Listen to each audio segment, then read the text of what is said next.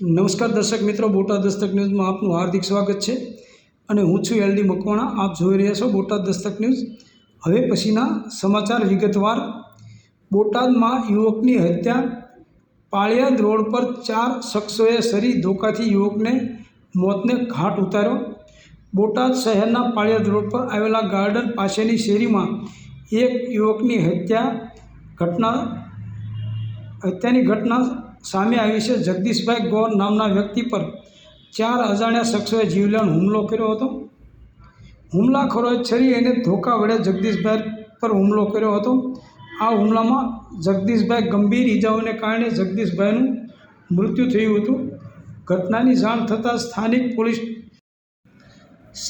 Police ઘટના સ્થળે દોડી આવી હતી. પોલીસે મૃતદેહને પોસ્ટમોર્ટમ માટે હોસ્પિટલમાં ખસેડ્યો છે. પોલીસે હત્યાનું કારણ જાણવા અને હુમલાખોરોની ઓળખ માટે તપાસ શરૂ કરી છે. આ કેસમાં વધુ તપાસ બાદ હત્યાનું કારણ અને આરોપીઓની માહિતી સામે આવશે તેમ પોલીસે જણાવ્યું છે.